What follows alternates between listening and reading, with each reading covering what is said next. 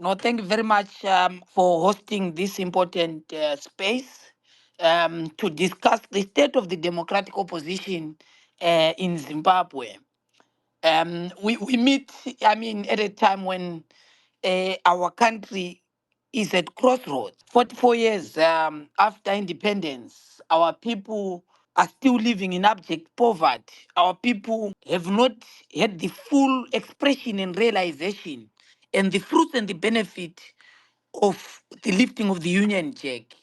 We've had political independence without it affecting and changing the concrete lives of our people. A lot has happened in the past 4 decades in our country. Those that sacrificed to go to war for the freedom of our country had this anticipation that even if we die in the liberation struggle, we live a country where every Zimbabwean is going to have the freedom to move around, the freedom to criticize their government, the freedom to live a life better than the dogs of the rich. Those were the aspirations of the liberation struggle, at least pronounced by the few historic materials that most of us interact with.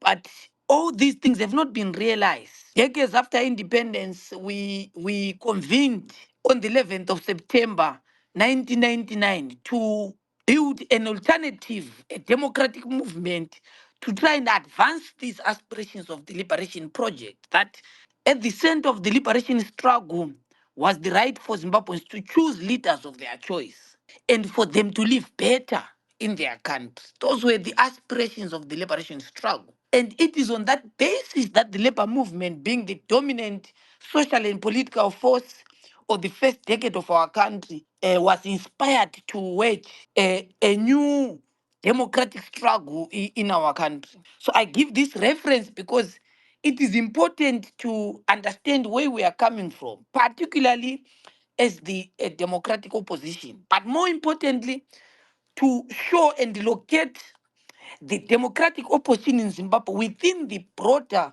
journey that our country from Rhodesia to Zimbabwe has sojourneyed. That is the journey from the liberation struggle, from the liberation consensus to the democratization consensus, and now the transformation consensus. So from independence, from 1980 to this very day, our country, in our respectful view, has been grappling with one thing and one thing alone: governance. Governance has been the major problem in the post-independent Zimbabwe. Our inability to conduct free, fair, and credible election. We've always given a reference to the election that happened in 1980, the election that happened in 2000, the decade of 2000, the election that happened the decade of 2010, and the decade of 2020 to this very day. All of them, without exception, being subjected to legal and political challenges. Whereas in all jurisdictions world over, elections are a process to renew a social contract, to renew the relationship between those who are being governed and those that govern, to give mandate, basically. And a society without that is a society in turmoil. A society without a coherent social contract is a troubled society. So it is basically a society at war. That's why our country faces the same problems that countries that had war are facing, like the Democratic Republic of Congo and other countries in turmoil, because of the inability to renew the contract of those that lead through a credible process that is acceptable to participate. This is how we philosophize our problem since 1980, not just as the democratic opposition, but as a people, as a nation. This is what we are grappling. I say this because I'm going to talk about the challenges of the democratic opposition, particularly post 2023. But I felt it's important for our listeners, Zimbabweans, and those in the region, and those that care about the case of Zimbabwe to understand where the center of gravity of the Zimbabwean problem is. It is the inability to conduct credible elections. It is the inability to produce a leadership that is accepted by the people. Because when you don't resolve that, it means that everything becomes the immediate casualty, the economy, everything that happens, policies, government functions, everything is an immediate casualty of how you conduct and renew the contract of those that are given the national mandate.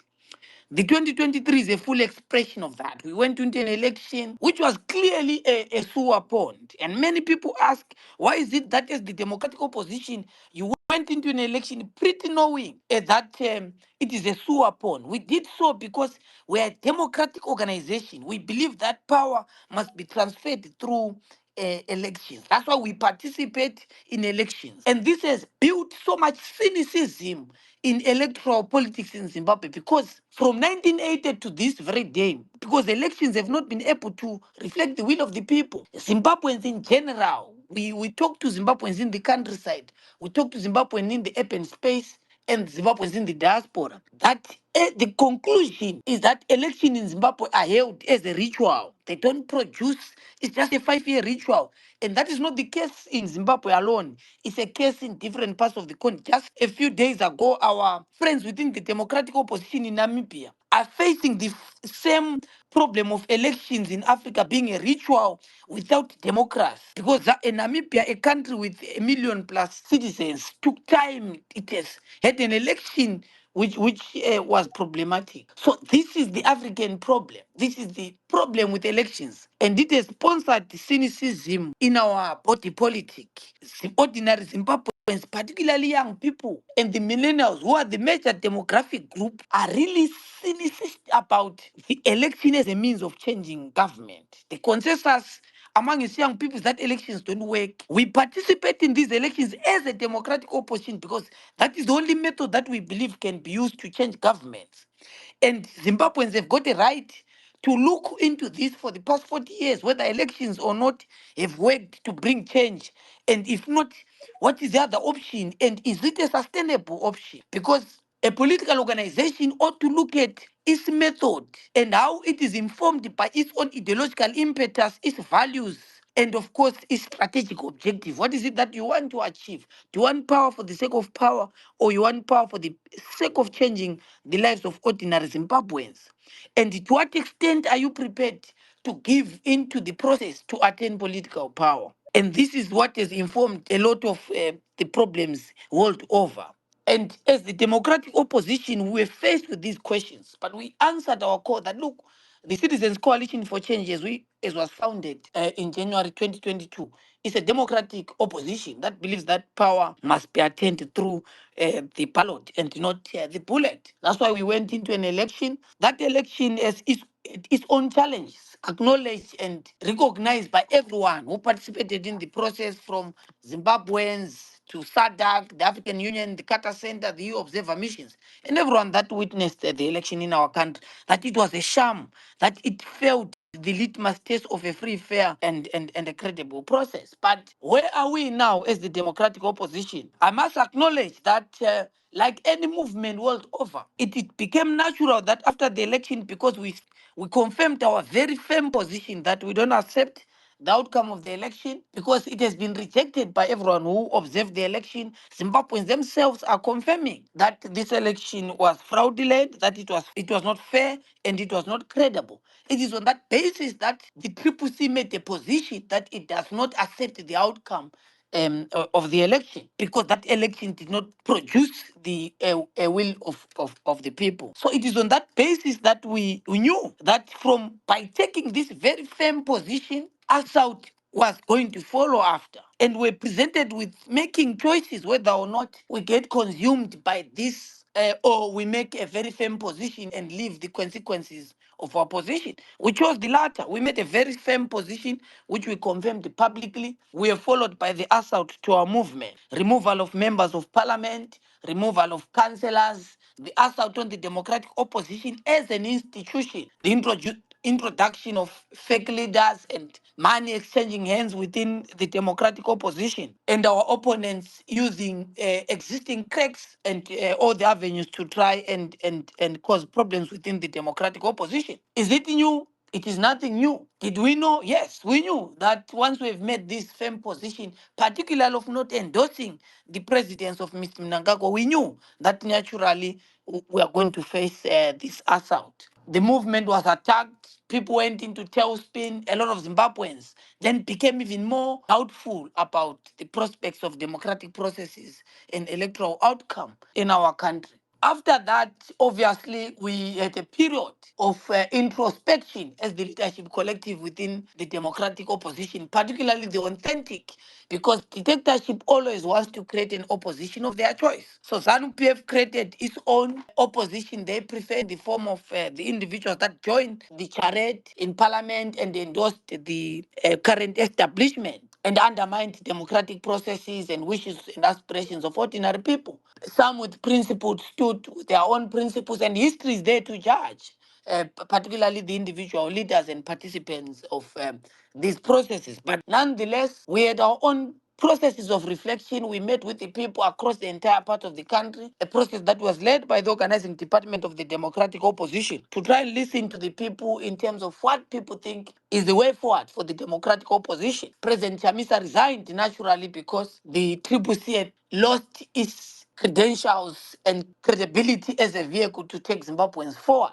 How do we build a united society? So those are hard questions. How are we going to resolve the challenges that our people are facing? These are not easy questions that have easy answers because our society is divided. If you ask an ordinary average Zimbabweans, they have different views from our discovery about all these questions, whether or not President Chamisa must be seen in Heroes Acre, whether or not the opposition must pronounce itself in certain platforms regionally and internationally. So all these questions are what have been dominating the internal conversations within the broader democratic opposition. The intention, fellow Zimbabweans, is to build a formidable and a credible alternative. It goes back to the characters that must also be part and parcel of that composition. I can say with absolute confidence that with all the movements within the elite, because the shifts that we have seen with the Chabangu and all these people are not the shifts within the democratic opposition, because the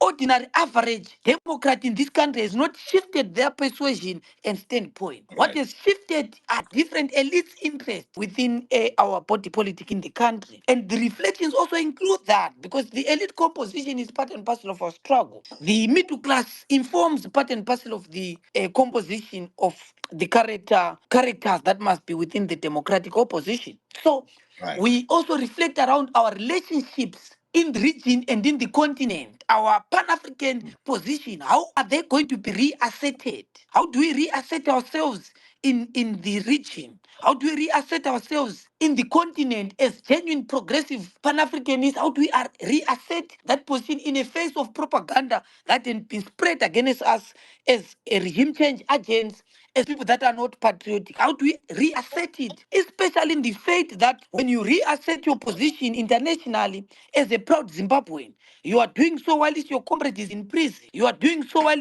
comrades have been killed. So how do you balance between pronouncing yourself as a proud Zimbabwean in a global stage and at the same time raising these critical questions around abductions and torture and capture of the democratic opposition in our country? So all these complexities and dynamics inform what we've been trying to build. And we are proud that we have not had easy answers, but we've reflected upon these questions and intend that whatever decisive political steps that we must take as the democratic opposition answers those questions in a very succinct and clear manner. And that's why we have been requesting patience when we're building this process from those that have been supporting the democratic opposition. It is understandable, Angujet, fellow Zimbabweans, that there is a lot of cynicism in our country. It is totally understandable. But how do you continue trusting electoral processes when you vote and the next thing your member of parliament is removed without your consent, without the consent of the political party that you supported? It is only natural that Zimbabweans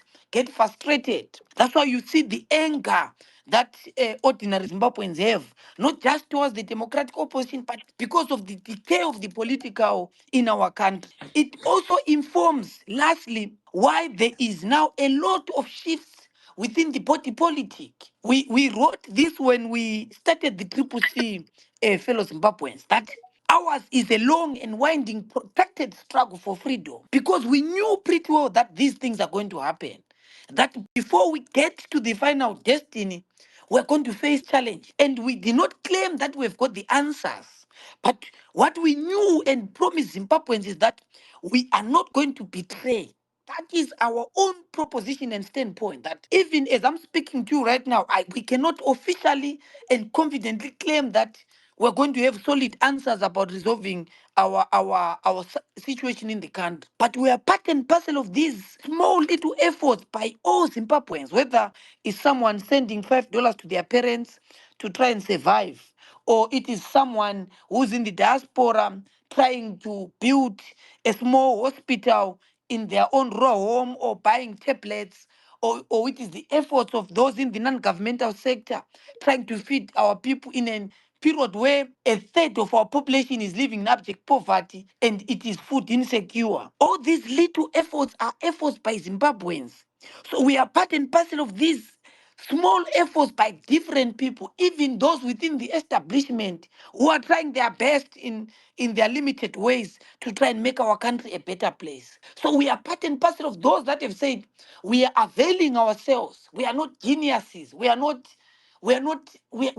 have all the answers, but we are just part and parcel of Zimbabweans that have availed themselves to say we are answering this difficult leadership task to try and find solutions to our country. It is a complex nation. So all these have been dominating the conversations within the party politics for the past 1 year, to say, how do we sufficiently answer this? How do we interact with business in our country in a polarized society? Because, I mean, it's very difficult for an average business Zimbabwean person to pronounce themselves, or even an average artist to pronounce where they stand because of the victimization that they face.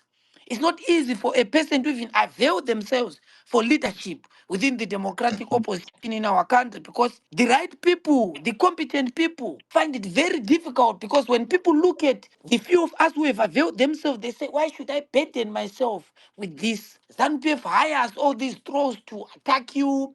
You are attacked physically. Honorable Chibaya just recently, before he was arrested, was being hounded and harassed by a polarized state agent. So these are the lived realities. And how do you attract people of substance and people with quality leadership credentials to join the democratic opposition in the face of these realities? That's why Right. people say it's a dirty game. It's a platform for people who have nothing to lose. So it's how complex our country is. And as I conclude, we are very much confident and impressed by the conversations that have been informing and taking place within the democratic opposition, and the answers that have come from our people in different spaces and platforms. I must acknowledge that at times we go into platforms like Twitter, Facebook, Instagram to just listen to the people, not even those who agree with us, but those with different opinions, to say, okay, this is what people expect from us within the democratic opposition. And how are we going to make it become the feature of our movement? We even listen to some of the attacks that we get from those that differ with us, so that we ensure that at least to the best of our ability, we build a credible alternative. And in no time, we're going to pronounce ourselves around these reflections and how they inform the democratic opposition going forward. The nature of our struggle, I mean, answers that question clearly, Angoje. When we say we are talking about the oppressed people. We're talking about us who believe in the values of a truly democratic society. That is we, because the nature of our struggle and this objective answers clearly the question of we. It is the oppressed. It is the ordinary people who believe that there must be change in our country. And that's why we must disabuse us from this elite interpretation of a struggle that we means certain individual leaders. The democratic opposition is a big organization and a big movement, if I'm to put it this way and remove the organization. It is a movement of the people who have got the same aspirations. You ask a critical question about the ghost of yesteryear, and I said it very clearly that the ghost of yesteryear is nothing to us than to give us lessons, because it would be naive for us not to learn from that past. We didn't like that past. We didn't like it to happen, but we ought to learn from it. What is it that we carry forward from that struggle? The question of who do we work with, the question of who do we work with, is a question that the new movement ought to answer in a very clear and succinct terms. And that is what the reflections have been all about. If you look at the conversations in different parts of the different platforms, people, unfortunately for some of us, we don't have the liberty to discuss individuals, but ordinary citizens discuss these individuals. That we don't expect this, we don't like this, we don't like that. But what is important is that how do we build a common platform so that those who are like-minded and genuinely believe in the same cause ought to work together? Because can two work together unless they agree? So the question of the common platform answers the question of the common agenda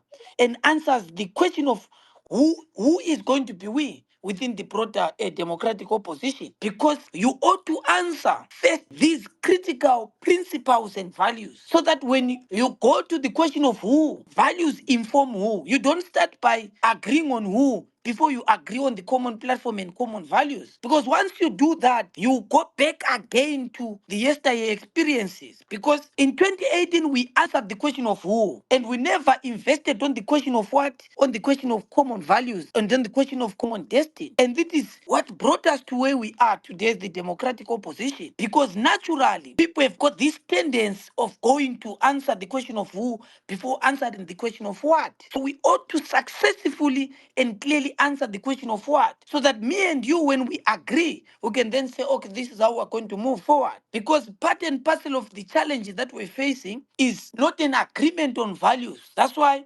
someone who has pronounced themselves as a Democrat find it easy today to find themselves wearing a scarf, because you answered the question of who, you never invested in answering the question of what. And because of that, you find ourselves in these vicious cycles of intrusion, challenges, people with different aspirations. The same thing, we've had this debate about parliament, this debate about local authorities, this debate about the movement, the Triple C itself. It went back to the question of what rather than the question of who. So for us, right now, what we must successfully answer is not a question of who, because that's the easy question. That's not the hard question. Because we can call everyone that we might want, so that we make the headlines and the stories and say, so and so people say, come here, and everyone. And I say that we see it because most politicians like and enjoy answering that question, that no, so and so, if they are seen with that one, then it means that our struggle is in safe hands. You do that, you hold hands like we did in Highfields in 2018, but ended up with challenges just after the post experiences of 2018. The same thing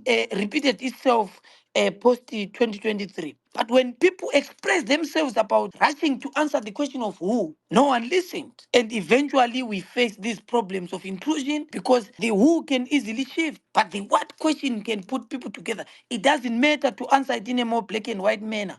It doesn't matter whether you are seven, as long as you agree on common values and principles. It will be easy to answer the question of who. But if you don't agree, you rush to answer the question of who, you will sit in the same table and say, okay, we let bygones be bygones, we forget the past. You sit in the same table. The next thing, that demon resurrects itself in what today is known as the morning after, and you go back to the same vicious cycle. So we're not going to be entertaining answering the question of who before we answer the question of what, so that a common platform that is informed by common values and common destiny, all this will then create naturally the shared and collective leadership that is needed to usher in that common agenda. We must guard ourselves as a people from being abused by revisionism. The history of the Triple C is at least a history that is known by everyone. It's easy to revise the history of the liberation struggle like they did about Mujuru, Joyce shooting down an aeroplane, and later changing that it was propaganda and a lie, because there were elite contradictions within ZANU, and the truth started to emerge that all this was not true. The same way it is emerging about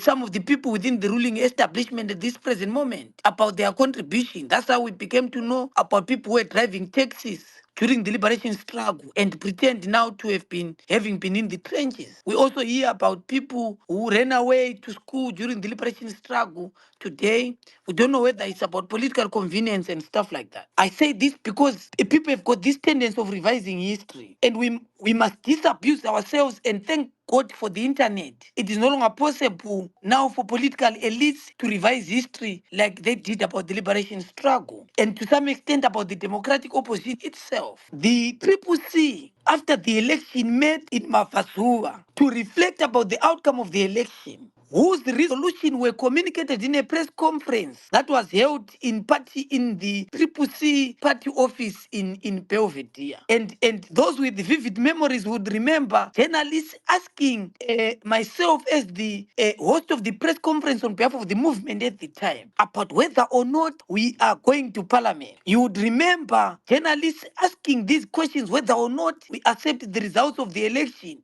in which we responded that we reject the election results in total. But if you want to revise history, you would lie that we met in October. Journalists have got, and in fact, I will reduce a tweet about that press conference. It was held, all the journalists were still in the country. It was one of the biggest press conferences that I've been privileged to address in the democratic opposition, because all the international media was still in the country. The Central Intelligence Organization deployed for the first time more than 20 officers masquerading as journalists, because they wanted to hear how the Triple C locates the exit point from the impasse that we were now facing. So for anyone to come and rewrite history that we met in October when people were recorded, is a lie, because we communicated that there were resolutions of the Citizen National Assembly. It is what informed our decision not to go for the first installment of parliament, which made the dictator in Harare very angry, because they expected us to come and endorse the charade, which then led for our members of parliament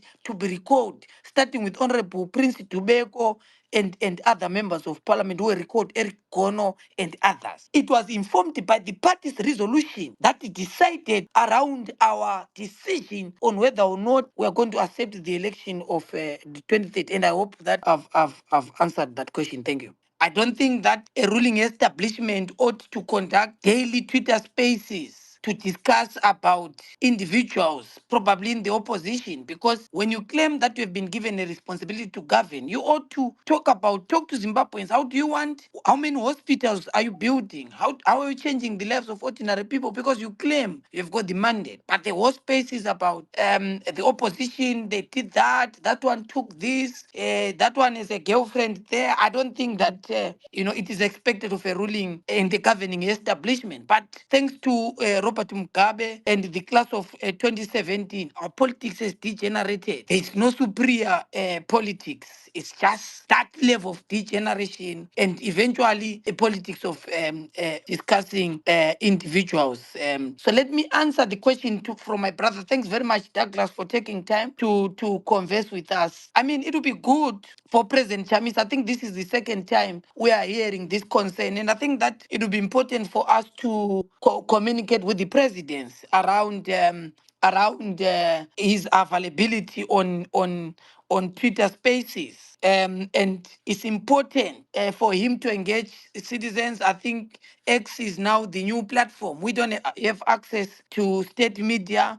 We don't have access to traditional forms of media that is owned by the state. So it will be important. I think that there's a solid motivation from Zimbabweans that at a given time, President Chamisa should be invited to Twitter Spaces, and the millennials expect him to come to the platforms, and we are going to convey that message to the presidents, and hopefully that at the right time that request can be considered. I mean, the question about Parliament and 2028, you wouldn't want to project political prospects and political programming on the basis of an election that will happen in 2028. We must discuss about the questions that we're facing, whether or not witnessed in our country in the past decade. And this has been thanks to Robert Mugabe's politics, the politics of hate. If you look at how people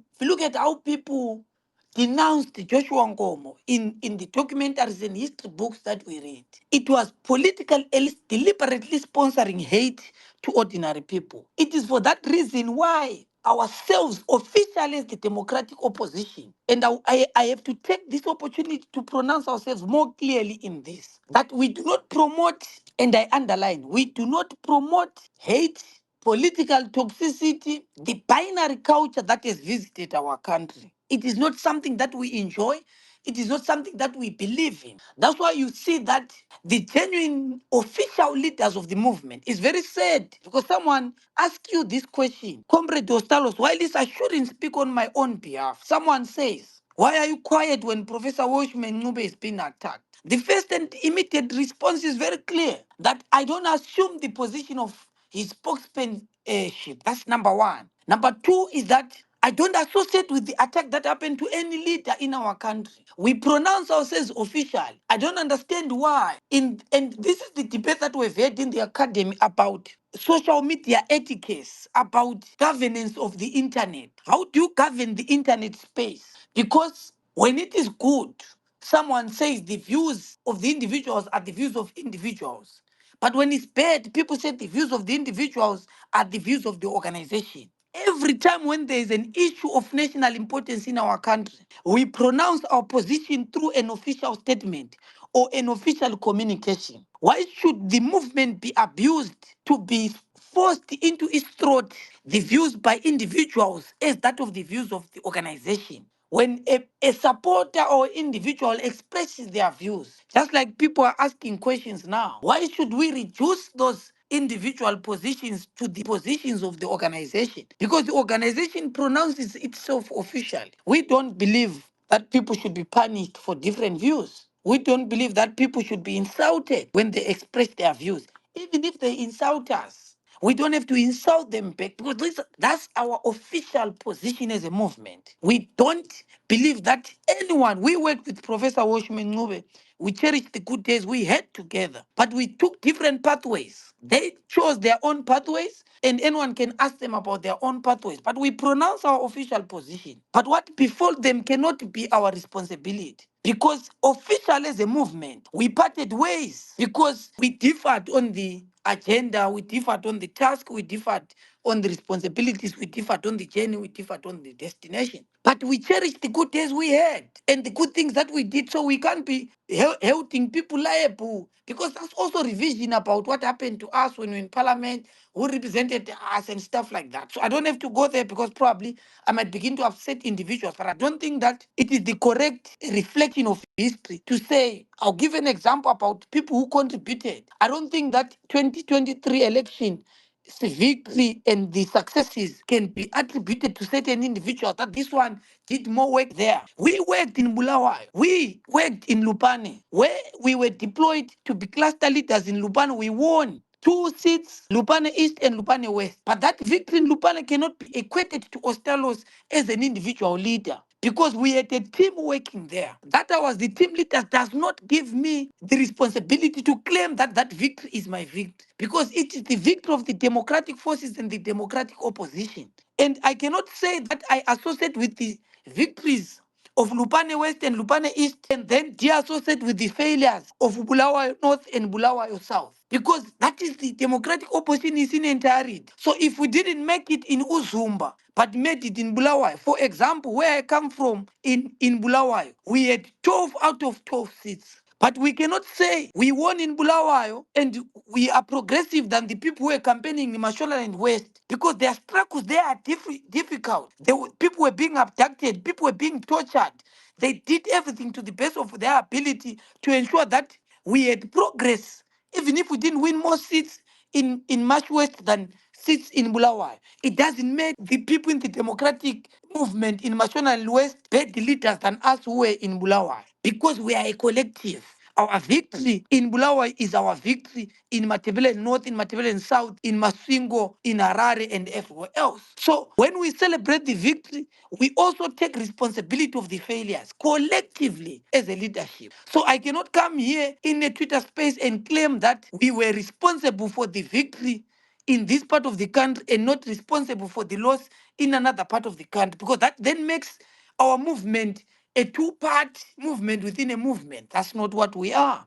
We're a collective movement, we're a collective leadership. When we win state power, again, the victory to win Zimbabwe is not going to be the victory of President Chamisa, the victory of Amos Chibaya, the victory of individual leaders.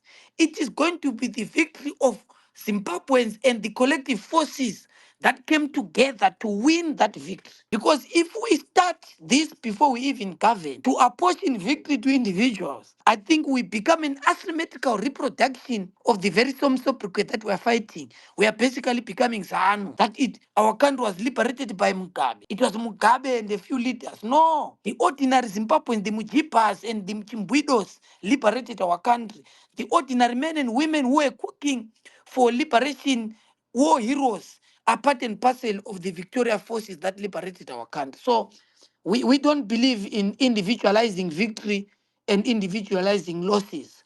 The victories are ours, the losses are ours. We pick ourselves up, we move forward. We don't believe that anyone, even those who differ with us, must be attacked and insulted. We believe that, at least officially as an organization, we believe that people have got the freedom of opinion, have got the freedom to associate and de-associate. Just like we hold the freedom to de-associate ourselves from those that we have worked with. So people cannot arrest us. An individual cannot force us to work with people that we believe we can no longer work with. Because it's called freedom of de-association. You cannot force myself onto you. If my wife, I'm not married, but if my future wife will say she no longer wants me, if I force myself, that becomes a criminal offense, what lawyers call abuse. Or to some extent, it will even turn into rape. So if my future wife said she's no longer prepared to work with me, I must gracefully find my own platforms. If I think that I can find another better wife, I'll find another better wife and show her that I could still succeed without her. I don't need to continue going back to her and saying, you are the worst wife.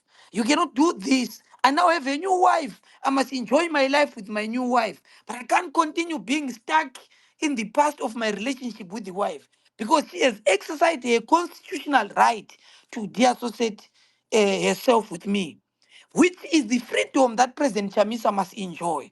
President Chamisa said, I'm no longer prepared to work for this thing called the Triple C. So I cannot resurrect and begin to want to make him enforce that to his throat about the Triple C. If I think that I have superior ideas, I must be able to say, where is the platform that I can exercise these superior ideas and make sure that we want freedom? We believe that as a collective, as a movement, we believe that we all want freedom. We all want a democratic society. It doesn't matter who brings that a democracy. It must not be our own a task to bring democracy. It must be the task of these different forces to bring democracy in our country. So that's why we are not in the business of trying to bring down other people. We are not in the business of trying to undermine other democratic forces. And I hope that I've answered that question. Thank you.